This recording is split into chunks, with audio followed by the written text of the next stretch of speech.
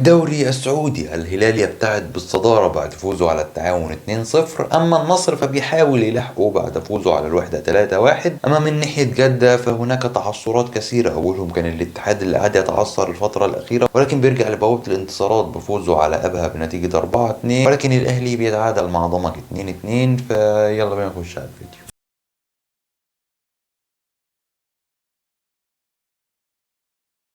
طبعا قبل هذا في الفيديو ما تنساش تشترك في القناه وتفعل زر الجرس وتدوس لايك. وخلينا ابتدي بالاهلي اللي يعني ما تفهمش ايه اللي حصل.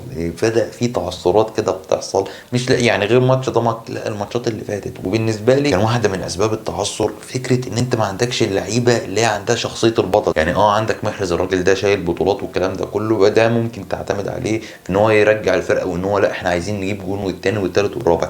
اما بقيه الفرقه كلها يا جماعه فعلا ما فيهاش اللعيب قائد، لعيب بيعرف ينقل لك الماتش من ان انت كنت خسران لان انت كنت كسبان، او ان انت كنت كسبان 1 و2 يخليهم 3 و4. يعني النهارده عندك واحد زي فيرمينيو ما عملش حاجه من ساعه ما جاب 4 اجوان في اول ماتشين هاتريك قدام، مش فاكر كان الحزم ولا مين، وبعدها الجون اللي جابه في الاخدود. من ساعتها ما عملش اي حاجه، وهو ده مشكله فيرمينيو، لعيب مزاجنجي، عايز يلعب هيلعب، مش عايز هو مش هيلعب، خلاص قفلت معاه. النهارده لما تيجي تشوف الفرقه فعلا ما فيهاش غير محرز ويعني كيسي وفيجا، الاثنين بيحاولوا الى حد ما في نص الملعب. يعني انا بالنسبه لي سمحان النابت وفراس البركان الاثنين السعوديين بيلعبوا احسن من سام ماكسيمان، وبيلعبوا احسن من لعيبه كتير، وكمان فيرمينيو اكيد. يعني فيرمينيو مؤدي اداء يا جماعه مقرف جدا، يعني المفروض يحس على دمه ان هو بيقعد على الدكه، ويعني المفروض ان هو بينزل فيأدي، مفيش خالص. اما عندك الماتش اللي بعده كان ماتش الهلال والتعاون، الماتش اللي كان تحس كده من بره ان ممكن الماتش ده الهلال يضيع فيه نقط، بالذات التعاون اللي عاملين فرقه جامده جدا، عاملين موسم لغايه دلوقتي كويس جدا، ولا تستبعد ان هم يطلعوا توب فور عادي خالص. ولكن بصراحه ما راحوش بهجمات كتير. يعني النهارده كانت لعيبه الهلال اخطر على بونو من لعيبه التعاون. النهارده شفنا واحده من تيمباكتي كان ممكن تيجي جون، واحده من كانو كانت ممكن تيجي جون، فكان بونو متالق وكان صاحي بالنسبه للحاجات دي. برده من اللعيبه اللي عاجبين النهارده متروفيتش. يا جماعه متروفيتش بص، انا هيطلع اجيب الجون بتاعي، ممكن يبقوا جولين ممكن يبقوا هاتريك،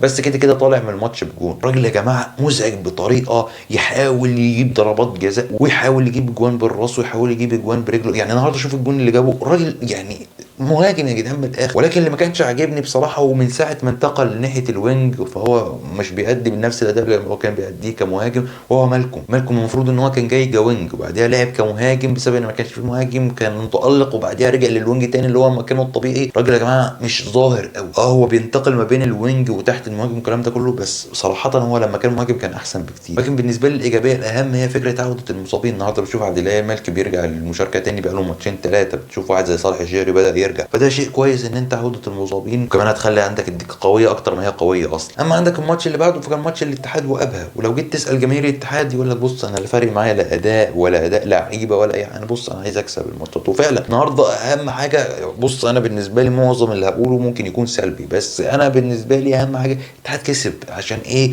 بس موضوع المنافسه والكلام ده كله. النهارده بتشوف واحد زي جروهي، لا جروهي كان عنده احسن من كده بكتير. الجولين اللي دخلوا مش يعني مش هشيلهم له كلهم، بس لا كان بيصدهم عادي خالص. النهارده الدفاع يا جماعه مش عايز اقول سيء، بس اقل من المتوقع. عوده حجازي مهمه جدا جدا وهتفرق كتير مع نادي الاتحاد. نفس كلام نص الملعب النهارده قل كتير، فكره كانتي وفابينيو الثنائيه اللي كان يعني لو راجل تعدي. لا النهارده انا مش عارف يعني هل هم مثلا تعبوا بدايه من الجوله ال10 وال11، فلو تعبوا من الجوله ال10 وال11 فدي تبقى مصيبه. يمكن احسن ايجابيه كانت في الماتش ده هو الثنائيه اللي كانت ما بين بنزيما وكورنات. شفنا النهارده 3 اجوان من الاربعه كان ما بينهم، حتى الجون الرابع اصلا او اللي هو كان الجون الاولاني كان من ضربه جزاء كريم بنزيما جابها. النهارده شفنا كريم بنزيما اون فاير، الراجل بسم الله ما شاء الله. اما من ناحيه ابها فكان عاجبني بصراحه كامبي، يعني اللعيب الوحيد اللي حسيت ان هو بيعمل فارق وان هو بيحاول على قد ما يقدر، وفعلا فارق جدا مع ابها. اما عندك الماتش اللي بعده فكان ماتش النصر والوحده، وعايز ابتدي كلام بالحارسين اللي دخل فيهم الاثنين اجوان، واحد دخل فيه 3 والتاني دخل فيه جول، بس الاثنين كانوا عاملين ماتش كبير، الاثنين شالوا كميه كور. يعني عندك واحد زي منير المحمدي النهارده شايل كميه كور من ساديو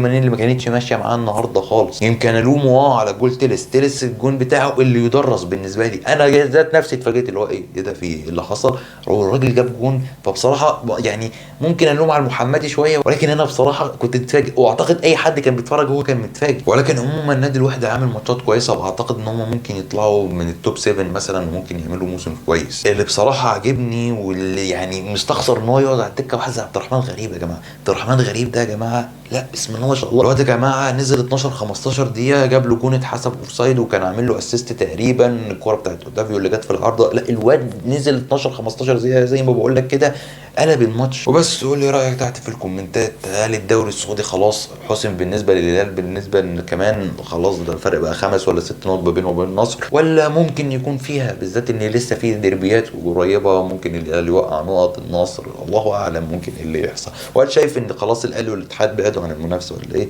قول لي رايك تحت في الكومنتات. وبرضه لو عجبك الفيديو ما تنساش تشترك في القناه وتفعل زر الجرس وتدوس لايك. سلام.